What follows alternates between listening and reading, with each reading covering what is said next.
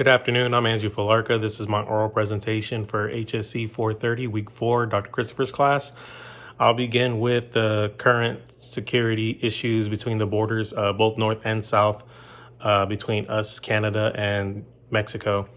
As we know, we do have border stations set in place in certain areas between the borders. Unfortunately, there's so much distance between each entry point and each station that it makes it fairly easy for drug cartels and undocumented immigrants and even terrorist groups to filter people, drugs, weapons, any other illegal contraband to the states.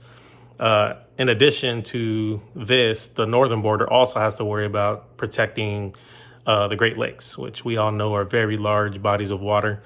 And the Government of Accountability Office website does also identify a couple other issues. The physical barriers that the Border Patrol was to put in place has shown very costly, and I'll get into that a little bit later. Another issue with Border Patrol is just the difficulty in hiring agents and keeping agents, or retending agents, I should say, just because it's such a competitive field, law enforcement, that sometimes Border Patrol can't just keep up with the rising salaries in other areas. And these are some of the main issues that contribute to the factor that really make it difficult to secure the borders 100%. Mainly because, searching cargoes it makes it very difficult. It's timely, requires proper manning, use of dogs, use of equipment. This also slows, the traffic down at the border. So that could be potentially dangerous. Say if a terrorist organization identifies this and they can use that to their advantage with the congestion and use that as a time to attack. Funding is always just an issue. Even with correct budgeting, there's still places here and there that need to either take money, require more money.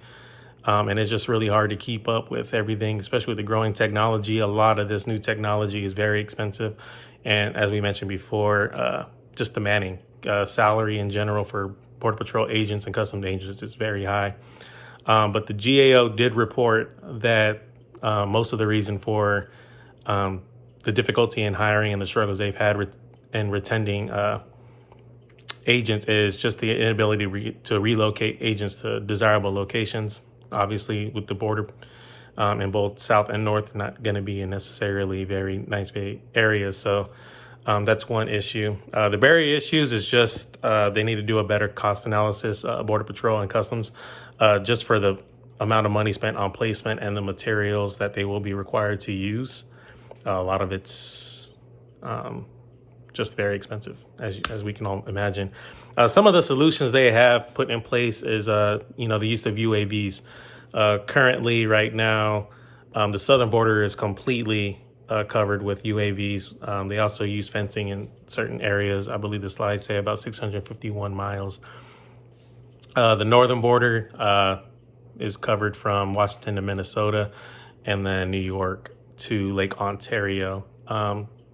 Collaborations with state and local law enforcement. They're going to come together for joint operations task force, as well as sharing and providing intelligence and operational coordinations.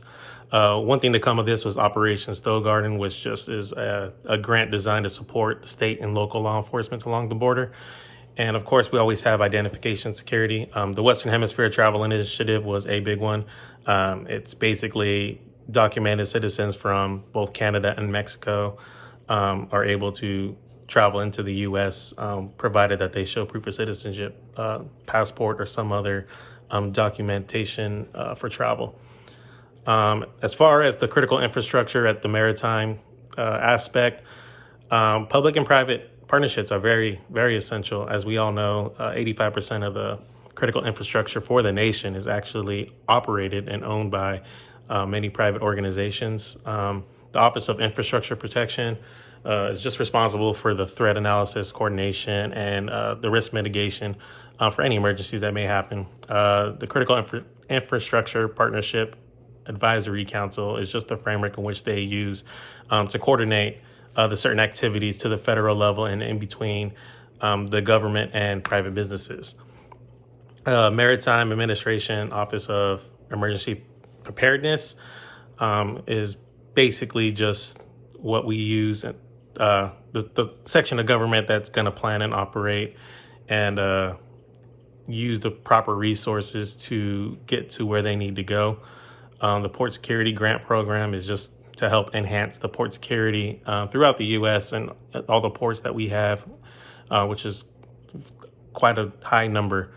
And then the maritime security communications industry is just a way to share information between the maritime industry stakeholders, which, the more information you share, the better it is to prepare for certain aspects.